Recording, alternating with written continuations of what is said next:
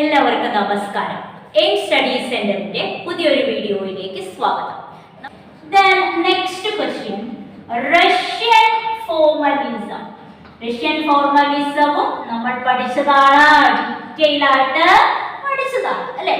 Russian formalism originated during Russian formalism originated during അതില് option ഉണ്ടായിരുന്ന ഒരു ഇതെന്ന് പറയുന്നത് 1910s ആൻഡ് 1920s. ഇതാണ് എന്താണ് കറക്റ്റ് ആയിട്ടുള്ള ഉത്തരം. 1910 and 1920 Russian formalism originated during 1910s and 1920s അല്ലേ? ഇനി നമുക്ക് അടുത്തത്, who developed the concept of cultural hegemony out of Karl Marx theory. Karl മാർക്സിന്റെ തിയറിയിൽ നിന്നും കൾച്ചറൽ ഹെഗമനി എന്ന് പറയുന്ന ഒരു ടോപ്പിക് പറഞ്ഞിരുന്നു അല്ലെ? കൾച്ചറൽ ഹെഗമനി, ആ ഒരു കൺസെപ്റ്റ് ഉണ്ടാക്കി എടുത്തത് ആരാണ്? അപ്പൊ നമുക്ക് അതെങ്ങനെ എഴുതാം? who developed the concept of cultural hegemony. ആരുടെ നിന്നാണ് ഈ കൾച്ചറൽ ഹെഗമനി എന്നുള്ള കൺസെപ്റ്റ് ഉണ്ടാക്കിയത്? ഹെഗമനി ഔട്ട് ഓഫ് കാൾ മാർക്സ് അല്ലേ? കാൾ മാർക്സ് തിയറി കാണിക്കുന്നത്. കാൾ മാർക്സ് തിയറി ആരാണ്? പഠിക്കുന്ന സമയത്ത് പറയുന്ന സമയത്ത് തന്നെ ഞാൻ ആ പേര് ഓർത്തു വെക്കാൻ പറഞ്ഞിരുന്നു. ആന്റോണിയോ ഗ്രാംസ്കി. ഉറപ്പായിട്ടും എന്ത് ചെയ്യാറുണ്ട്? ചോദിക്കാറുണ്ട് കേട്ടോ. ആന്റോണിയോ ഗ്രാംസ്കി റിലേറ്റഡ് ആയിട്ടുള്ള ഏതെങ്കിലും ഒരു ചോദ്യമെങ്കിലും ഉണ്ടാകാൻ സാധ്യതയുണ്ട്. Antonio ഗ്രാംസ്കി. Then who is the author of next question, who is the author of women in the 19th century? Women in 19th century. 19ാം നൂറ്റാണ്ടിലെ സ്ത്രീ എന്നുള്ള ആ ഒരു വർക്കിന്റെ ഓതർ ആരാണ്? Margaret Fuller. Margaret Fuller. നമ്മൾ ഈ പറയുന്ന ടേംസ് കാര്യങ്ങളൊക്കെ നിങ്ങൾക്ക് അല്ലെങ്കിൽ ഓതേഴ്സ് ഒക്കെ കേട്ട് പരിചയമുള്ളതാണ്. ജസ്റ്റ് ഒരു റിവിഷൻ ആണ് അല്ലേ? നമ്മൾ ഒന്നുകൂടി ആ ടേംസും കാര്യങ്ങളൊക്കെ നമുക്ക് ഓർക്കാൻ പറ്റുന്നുണ്ടോ, സ്വന്തമായിട്ട് ആൻസർ ചെയ്യാനായിട്ട് പറ്റുന്നുണ്ടോ എന്ന് നോക്കുന്ന ഒരു റിവിഷൻ ആണ് കേട്ടോ. അപ്പൊ അതുകൊണ്ട് തന്നെ നിങ്ങൾക്ക് ഏതെങ്കിലും ടോപ്പിക് അറിയില്ല അല്ലെങ്കിൽ ഏതെങ്കിലും പാർട്ടിൽ നിന്നുള്ള ചോദ്യം ആൻസർ ചെയ്യാനായിട്ട് സാധിക്കുന്നില്ല എന്നുണ്ടെങ്കിൽ ആ ടേംസും കാര്യങ്ങളൊക്കെ ഒന്നുകൂടി ഒന്ന് റിവൈസ് ചെയ്യാം. ലിറ്റററി ക്രിറ്റിസിസം ടേംസും തിയറീസും ഒക്കെ നന്നായിട്ട് ഒന്നുകൂടി എന്ത് ചെയ്യുക, നോക്കുക, വായിക്കാം. ഈ ഓതേഴ്സിനെ കുറിച്ചും അവരുടെ ബുക്കുകളൊക്കെ ഒന്നും നമുക്ക് എന്ത് ചെയ്യാൻ പറ്റുന്നില്ല, ഓർത്തെടുക്കാൻ സാധിക്കുന്നില്ല എന്നുണ്ടെങ്കിൽ നമ്മൾ ഒന്നുകൂടി നന്നായിട്ട് എന്ത് ചെയ്യണം എന്നുള്ളതാണ്, പഠിക്കണം എന്നുള്ളതാണ് അല്ലേ? നമുക്കിനി അടുത്ത ഒരു ക്വസ്റ്റ്യൻ നോക്കാം. Representation of repressed objects of desire. നമുക്കറിയാലേ നമ്മുടെ ഉള്ളിൽ ചില ഡിസയർ കാര്യങ്ങളൊക്കെ എന്ത് ചെയ്യുന്നുണ്ട്, ഉറങ്ങിക്കിടക്കുന്നുണ്ട് എന്നുള്ളത്. നമ്മൾ അതിനെ എന്ത് ചെയ്യാണ്, റെപ്രസെന്റ് ചെയ്യാണ്. ചില non sexual objects which resemble them. അതെന്തിനോട് റിസംബിൾ ചെയ്യുകയാണെങ്കിൽ അങ്ങനെയാണ് അതിന്റെ ഡെഫിനിഷൻ ആയിട്ട് വരുന്നത്. അതെന്ന് പറയുന്നത് എന്താണ്? സിംബോളിസം ആണ് അല്ലെ? നമുക്ക് എന്താണ് അതിന്റെ ചോദ്യം എന്നുള്ളതൊന്ന് എഴുതി നോക്കാം. എഴുതി നോക്കുമ്പോൾ നമുക്ക് ഈസി ആയിട്ട് മനസ്സിലാകും. ഒന്നുകൂടെ പറയാം. Representation of repressed objects of desire എഴുതരാം.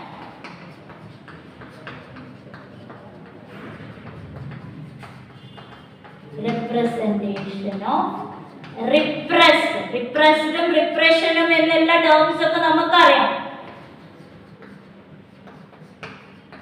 Objects അല്ലെ? Repressed objects of desire by non sexual. നമ്മുടെ ഉള്ളിലുള്ള എല്ലാ എന്താ പറയുക ഡിസൈവേഴ്സ് കാര്യങ്ങളൊക്കെ നമ്മൾ അധികവും നമ്മൾ റിപ്രസ് ചെയ്ത് വെക്കുന്നത് എന്തായിരിക്കും? ഈ സെക്ഷുവൽ നോഷൻസ് ഒക്കെ ആയിരിക്കും. അതിനെ എന്താ പറയാ? Non sexual objects which resemble dum. Non sexual objects which resemble dum. Resemble dum is എന്താണത്? സിംബോളിസം. അതായത് സിംബോൾ ഏതിൻ്റെയെങ്കിലും ഒരു സിംബൽ വെച്ച് എന്ത് ചെയ്യുക? റെപ്രസെന്റ് ചെയ്യുക എന്നുള്ളതാണ് സിംബോളിസം എന്നുള്ളത് കൊണ്ട് ഉദ്ദേശിക്കുന്നത്. Next question. ഡിക്കേഡ് ഫ്രം 1840 1840 കേട്ടോ. 1840 to 1880 ഈ ഒരു കാലഘട്ടം എന്താണ് എന്നുള്ളത് പ്രത്യേകം വേഗം ആർക്കെങ്കിലും ഓർത്തെടുക്കാൻ പറ്റുന്നതോ നോക്കൂ. Decade from 1840 to 1880 according to Showalter. അപ്പൊ നമുക്ക് മനസ്സിലായി അല്ലേ ആരുടെയാണ്? According to according to Showalter. അപ്പൊ നമുക്ക് ആ സ്റ്റേജ് കാണുമ്പോൾ തന്നെ അല്ലെങ്കിൽ ആ ഇയേഴ്സ് കാണുമ്പോൾ തന്നെ നമ്മുടെ മനസ്സിലേക്ക് ആ ഒരു കാലഘട്ടമൊക്കെ എന്ത് ചെയ്യണം? ഓർമ്മ വരണം. According to Showalter belongs to dash phase. വ്യത്യസ്ത ഫേസുകൾ നമ്മൾ പഠിച്ചു. അപ്പൊ അത് ഓർത്തുക. Belongs to dash phase. ഏത് ഫേസ് ആണ്? 1840 മുതൽ എന്താണ് 1880 വരെ ഫെമിനിൻ അല്ലേ? എന്താണ്? ഫെമിനിൻ. Feminine phase. ഇതൊക്കെ നല്ലോണം എന്ത് ചെയ്യുക? ഓർക്കുക. ദെൻ നെക്സ്റ്റ് നമ്മൾക്ക് എന്താ പറയാ ലാംഗ്വേജ് ലിംഗ്വിസ്റ്റിക് ഒക്കെ റിലേറ്റഡ് ആയിട്ടുള്ള ഒരു ക്വസ്റ്റ്യൻ. ഇപ്പോൾ concrete instances of linguistic usage is called. Concrete instances of concrete instances of the linguistic usage of the linguistic usage is called ഏതാണ്? parole അല്ലേ? ഇതാണ് parole. Concrete instances of the linguistic usage is called parole. Who wrote Ars Poetica? Who wrote? ഞാൻ പറഞ്ഞതാണ് lesson എടുക്കുന്ന സമയത്തൊക്കെ Ars Poetica. ആരാണ് എഴുതിയത്? Ars Poetica. വേഗം പോട്ടെ. ആരാണ് Ars Poetica എഴുതിയത്? Horace. അല്ലേ? ആരാണ്? Horace. Who wrote Ars Poetica? ആരാണ്? Horace. Then നമുക്ക് അടുത്തത് എന്താ പറയാ കുറച്ചൊക്കെ ഒരു ചോദ്യം എന്ന് പറയുന്നത് who coined the term ecofeminism? Who coined the term ecofeminism? നമുക്ക് എവിടെ നിന്നാണ് എന്താണ് എങ്ങനെയാണ് ചോദ്യം ഒന്നും വരാന്ന് പറയാൻ പറ്റില്ല. എക്കോഫെമിനിസം എന്നുള്ള ടേം കോയിൻ ചെയ്തത് ആരാണ്? ഫ്രാങ്കോയിസ്. ഓർമ്മയുണ്ടോ? ഫ്രാങ്കോയിസ് ഡി അല്ലേ? DEAUBONE.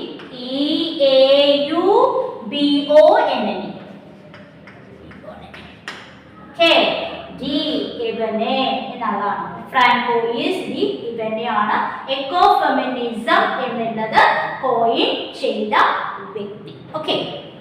Then അടുത്ത ടേം അല്ലെങ്കിൽ അടുത്തത് which psychoanalyst അല്ലെങ്കിൽ analyst concepts and ideas. Which psychoanalyst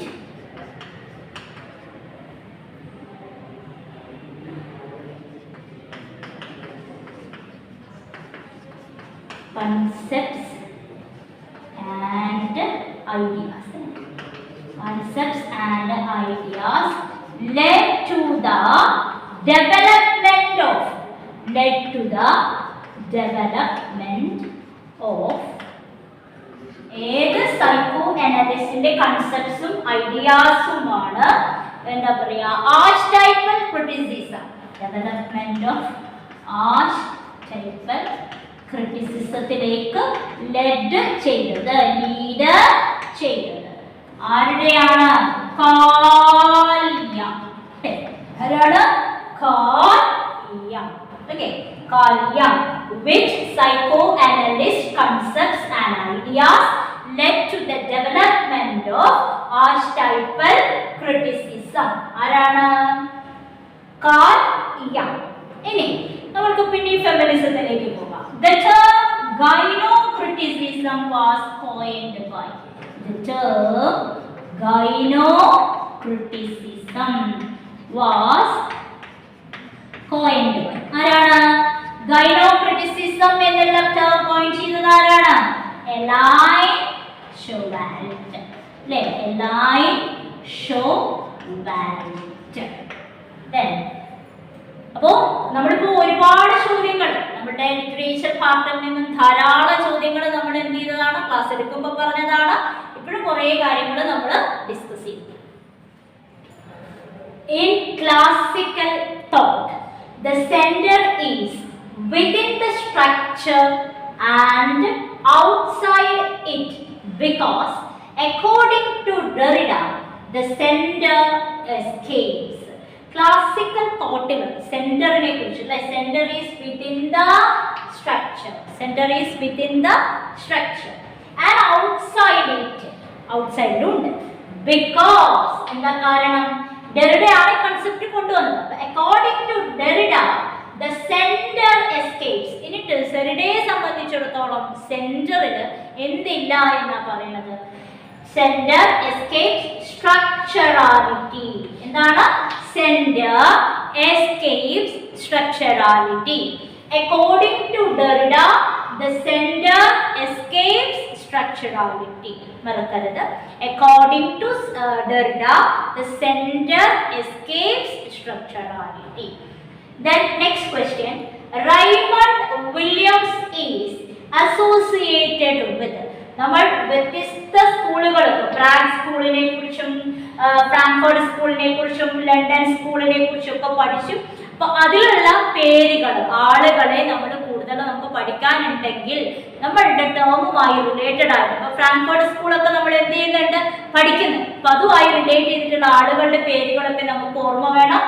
Raymond Williams is associated with the Birmingham Center. Birmingham Center. For Raymond Williams is associated with the Birmingham Center. Correct. Coleridge in Biographia Literaria calls dash a magical and synthetic power.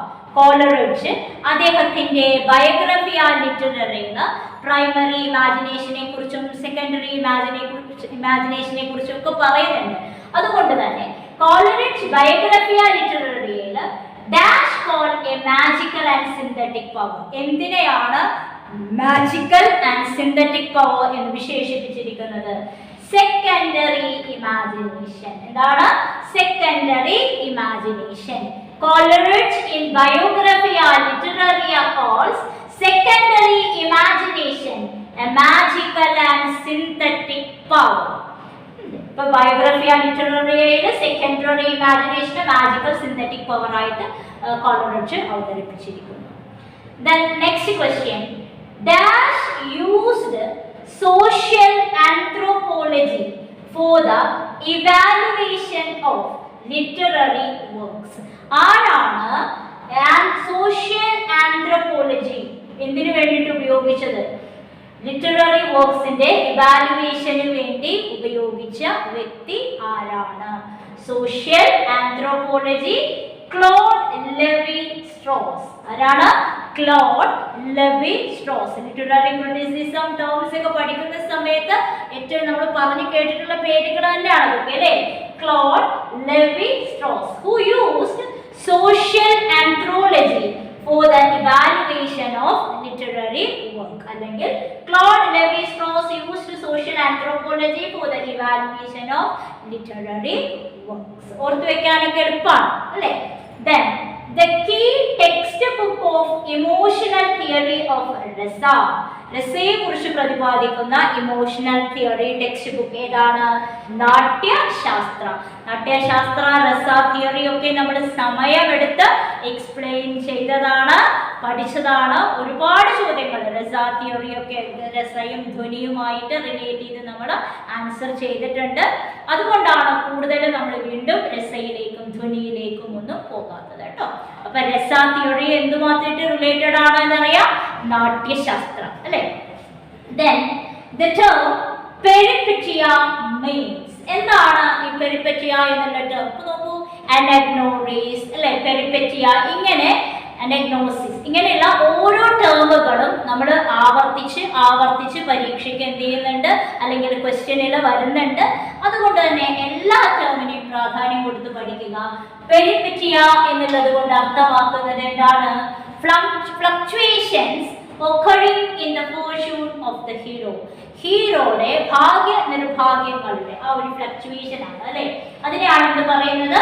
പെരിപെറ്റിയ. Fluctuation occurring in the fortune of the hero. അതാണ് ഇതുകൊണ്ട് ഉദ്ദേശിക്കുന്നത്. The term peripetia എന്നുള്ളത് കൊണ്ട് അർത്ഥമാക്കുന്നത്. Next question. In which essay Matthew Arnold regarded poetry as a criticism of life under the conditions fixed for such criticism by the laws of poetic truth and poetic. This സംശയം പറയാം. Poetic, Matthew Arnold, poetry, criticism of life under the condition of fixed for such criticism by the laws of poetic truth and poetry എന്നുള്ളതൊക്കെ എന്താണ്? Study of poetry. Matthew അർണോൾഡിന്റെ എന്താണ്? Study of poetry. നമ്മൾ പഠിച്ചതാണ് അല്ലെ, നമുക്ക് എല്ലാവർക്കും അറിയാവുന്നതുമാണ്, ഡീറ്റെയിൽ ആയിട്ട് പഠിച്ചതുമാണ്. Study of poetry by Matthew Arnold. Then Panopticism is the title of the chapter in a well-known book by Panopticism എന്നുള്ള ഒരു ടൈറ്റിൽ ഉണ്ട്. അത് എന്താ പറയാ, ഒരു ചാപ്റ്ററിന്റെ ടൈറ്റിലാണ്. അത് ഒരു വെൽ നോൺ ബുക്കാണ്. അത് എഴുതിയ ആള് മിഷേൽ ഫൊക്കാൾട്ട് ആണ്. അപ്പോൾ പനോപ്റ്റിസിസം എന്നുള്ള ടേം ആരുമായി റിലേറ്റഡ് ആണ് എന്നൊക്കെ ചോദ്യം വരാം. അതാണ് മിഷേൽ ഫൊക്കാൾട്ട്. എന്താണ് പനോപ്റ്റിസിസം എന്നുള്ളത് കൊണ്ട് ഉദ്ദേശിക്കുന്നത്? ഇതിന്റെ അർത്ഥം എന്താണെന്ന് വെച്ചാൽ ടു ഇൻഡിക്കേറ്റ് അല്ലേ, A kind of internal surveillance. ഇതാണ് ഇതിന്റെ അർത്ഥം, പനോപ്റ്റിസിസത്തിന്റെ അർത്ഥം. പനോപ്റ്റിസിസം എന്നുള്ളത് ആദ്യം ഇൻട്രൊഡ്യൂസ് ചെയ്തത് ആര് തന്നെയാണ്? Michel Foucault. അദ്ദേഹത്തിന്റെ ഒരു പുസ്തകത്തിന്റെ ഒരു ചാപ്റ്റർ ടൈറ്റിലാണ്, ഒരു ബുക്കിലുള്ള ചാപ്റ്റർ ടൈറ്റിലാണ്. It is related to Michel Foucault. അപ്പോൾ നമ്മൾ ലിറ്റററി ക്രിറ്റിസിസം തിയറീസും ടേംസും എല്ലാം നന്നായിട്ട് തന്നെ കംപ്ലീറ്റ് ചെയ്തു, വളരെ ഭംഗിയായിട്ട് തന്നെ. അതിൽ മാക്സിമം വരാവുന്ന ചോദ്യങ്ങൾ ലെസൺ എടുക്കുമ്പോൾ തന്നെ പറഞ്ഞിട്ടുണ്ട്. ഇപ്പോൾ കുറച്ച് വ്യത്യസ്തമായിട്ടുള്ള ഞാനിപ്പോൾ ഇവിടെ ഡിസ്കസ് ചെയ്തിട്ടുള്ള 50ഓളം ചോദ്യങ്ങൾ നിങ്ങൾക്ക് കേട്ട് പരിചയമില്ലാത്ത, അതിൽ 1-2 ചോദ്യങ്ങൾ മാത്രമായിരിക്കും നിങ്ങൾ പല വീഡിയോസിലോ പല ക്ലാസ്സുകളിലോ പല റിപ്പീറ്റഡ് ചോദ്യങ്ങളിലോ ഒക്കെ കേട്ടിട്ടുണ്ടാവുക. അപ്പൊ നമ്മളിതെല്ലാം അതിനുള്ളിൽ നിന്ന് എടുത്ത് എന്താ പറയുക, ആവർത്തിച്ച് ചോദിക്കാത്ത ചോദ്യങ്ങളാണ് നമ്മുടെ ഈ ടേംസിൽ അല്ലെങ്കിൽ ഈ MCQs ഓഫ് ലിറ്റററി ടേംസിൽ ഉൾപ്പെടുത്തിയിട്ടുള്ളത്. അപ്പൊ ഇതും നന്നായിട്ട് എന്ത് ചെയ്യുക, പഠിക്കാം.